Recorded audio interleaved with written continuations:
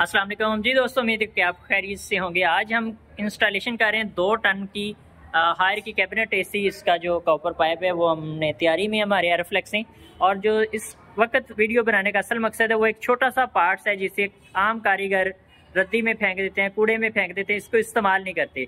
तो आज हम इसको मुकम्मल इस्तेमाल का तरीक़ाकार बताएंगे कि ये पुर्जा कहाँ पे इस्तेमाल होता है।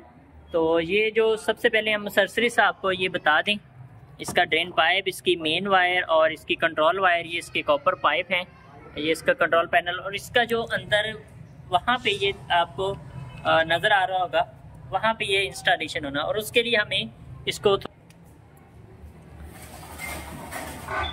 ये देखें, हमने इसको अभी तो ज़ाहिर है अभी इंस्टॉलेशन का प्रोसीजर चल रहा है। तो ये देखें, जहाँ से हमने कॉपर पाइप इसका निकालना है आउटडोर तक ले जाने के लिए, तो ये इस यहाँ पे क्योंकि ये एक जिस्ती चद्दर है और अगर हम नहीं लगाएंगे तो जो वाइब्रेशन की वजह से ये देख सकते हैं आप, कॉपर पाइप डैमेज हो सकता है, हमारी गैस लीक हो सकती है।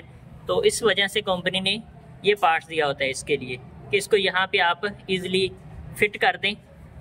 और इसके अंदर उन्होंने ऑप्शन भी दी हुई है इसको सुराख करके कि आप यहाँ से इसका कॉपर पाइप निकालें। अगर हमें लगे कि हमारा ये सुराख छोटा है तो हम इसके अंदर ये देखें, उन्होंने इसको मूवेबल भी किया हुआ है कि हम अपनी मर्ज़ी से इसको कम या ज़्यादा भी कर सकते हैं, बिल्कुल खोल भी सकते हैं। तो आप इसको अपनी मर्ज़ी के साथ इस्तेमाल कर सकते हैं। ये देखें, ये फिट हो गया। और अब जो कॉपर पाइप है, ये तार है, वो हमारी यहाँ से गुजरेगी और शॉर्ट नहीं होगी बॉडी के साथ, अर्थ नहीं करेगी।